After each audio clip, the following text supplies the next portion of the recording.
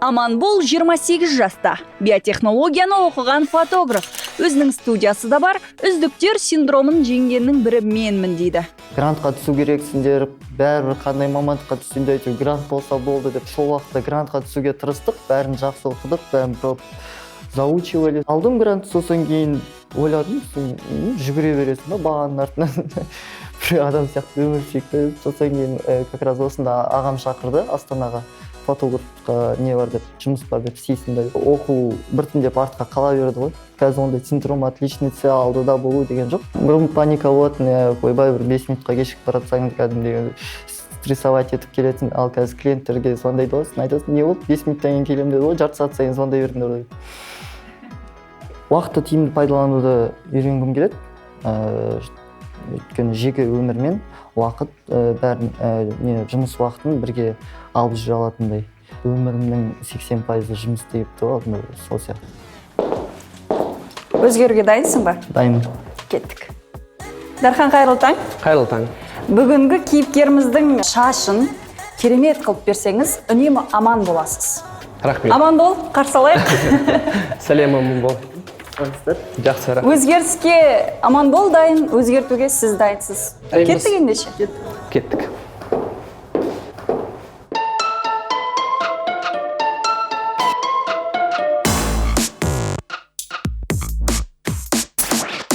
Барберге келген кезде көбінде менде проблема, ол жаңа бастың жанынан олар шығып тұрады. Жөн жатпайды. Соның кесірінен көбінесе қиыншылықтар туындайды. Мен өзім байқап тұрмын да, шынымен де жатпай жатыр. Сондықтан қазір шаш үлгісін алғанда, қиғанда, мен негізі соны ойға ұстап, бір жаңа прическасын ұсынайын деп ойлағам. Сондықтан егер де сіз толықтай маған сенсеңіз, сізді қуантуға тырысамын.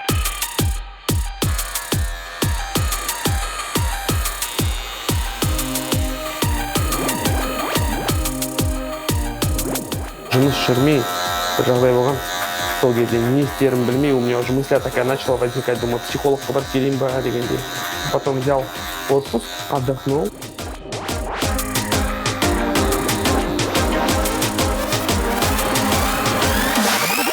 Дархан мырза мұндай типтегі шашты қалай өзгертуге болатынын білет. Оны керісінше артықшылыққа айналдырмақ.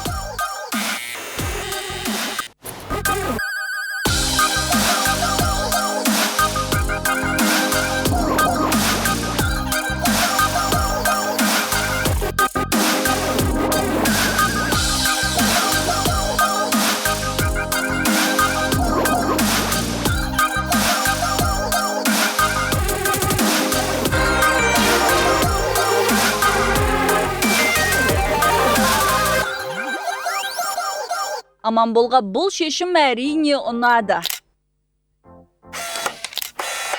Енді стилистің не өзгертетінін көрейік. Өзгердің алдыңғы шығарылымдарынан байқаған шығарсыздар. Жігіттер ақ-қара түстерді жақсы көреді. Лаура ханымның бұған қарсы болатыны сөзсіз. Пиджактың ішінен киеміз қазір.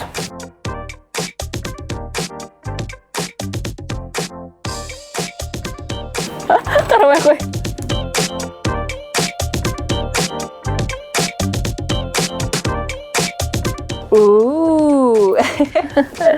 Жап-жақсы шыққан сияқты. Бұл кісі негізі классика киеді екен көбінде. Бірақ та бұл кісі өзінің сұранысында кішкене классикаға спорт араластыру керек болды, өйткені бұл кісінің мамандығына байланысты. Шығармашылық адам болғаннан кейін бұл кісіге бір қараған кезде бұл кісінің фотограф екенін түсінетіндей, сонда еркін түсті таңдадық. Не кимеуге, қандай түстерді таңдамауға кеңес бересіз? Өте тар, тырысқан киім кимеу керек. Бағана келген кезде қара киімдер қара киімдер өп киінген, негізі стилистикада қара киімді көбінге кешкі сағат 7-ден кейін кешкі киім деп жатады да. Вечерний киім болып, кешкі киім, кешкі сауыққа арналған киім болып есептеледі негізі.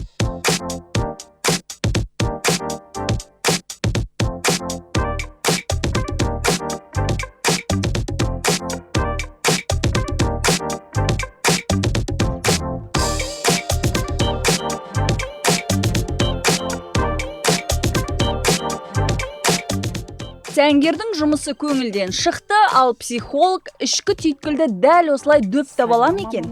Сәлден соң келесі бөлімде.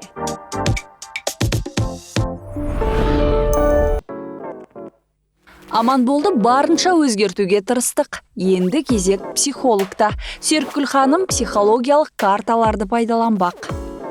Жұмыстағы бір жетістігің, қазіргі жұмысыңа байланысты күйіңді сипаттайтын бір суретті таңдап алшы. Екеуін таңдап алсаң болады. Жұмысыңа байланысты. Бәрін қарай берсе болады. Бәрін қарай берсек болады. Тағы қара. Қарап шайын да? Тағы қара. Төртеуін ал. Бересің. Жеткен жетістіктерің бар, яғни оны бәрін білесің. Сондықтан сен бұны қарап отырып таңдадың. Өйткені сен білесің. Ал адамның өзіңнің жеке өміріңді құру, жеке өмірді жалғастыру, алып жүру деген білмейсің. Үйленіп, отбасын құруыңа байланыстыларды көрмей таңдайсың. Жаңағы айтқандай космос. Яғни не космос? Кішкентай кезде ғарышкер болғым келген. Мальдив. Егер демалатын болсам, осы жаққа кетіп. Ол саған не сыйлайды? Рухани демалыс. Бақыт құсын қолына қондырған сондай сияқты. Жетістікке жеткен уақыт. Қандай? Жақсы. Жеке өміріңді жұмыспен бірге алып жүруде сен қандай жігітсің? Бір картаны алда айта бер. Алдыға басуға, қадам басуға қорқпайды. Жетістікке. Тәуекелге баруға, қарым-қатынас, жаңа қарым-қатынас бастауда кез келген тәуекелге бара алатын жігітсің. Тамаша. Тәуекелге барып жеке қарым-қатынасты құрып ары қарай жалғастырып кетуде саған не бөгет? Жалқаулық ұқсайды. Саған Керек сияқты көріңіздер ме? Суреттен не көріп тұрсың? Осындай бақытты адам, екі адам болып отыру керек. Бұл бастық болу шығар. Қасымдағы адамдармен бірге басқарып, олардың бәрін өзімен бірге жетістікке жетелеу. Жеке өмірімде бас құрып отбасы болу. Осыларға саған не көмектеседі? Мұны жерден көресің бе картаны? Ештеңеден қорықпау, жалқаулықтан бас тарту. Сол қасиетің көмектеседі. Сол картаны көтеріп алшы жерден. Бұл сенсің, Аманбол. Тура сенің осы қасиетің жеке бас өміріңе де жол есікті ашуға да осы қасиетің көмектеседі екен. Сенің бойыңда бар қасиеттерді қазір сен бір бағытқа арнап отырсың ғой. Тура сол сияқты мына бір бағытқа да соның жартысын арнай сал. Өзіңе жар таңдағанда бұл саған маман ретінде мен беретін кеңесім. Сол қыздың сөйлеген дауысы, интонациясына көбірек назар аударсаң, бақытты отбасы болып кетесіңдер. Себебі сен өте дауысқа мұқият қарайсың.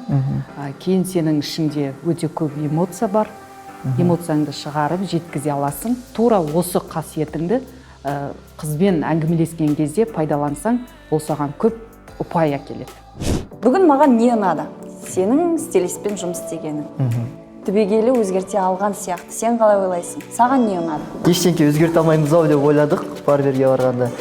Барғаннан кейін басқаша өзгертіп бергеннен кейін таң қалғанбыз.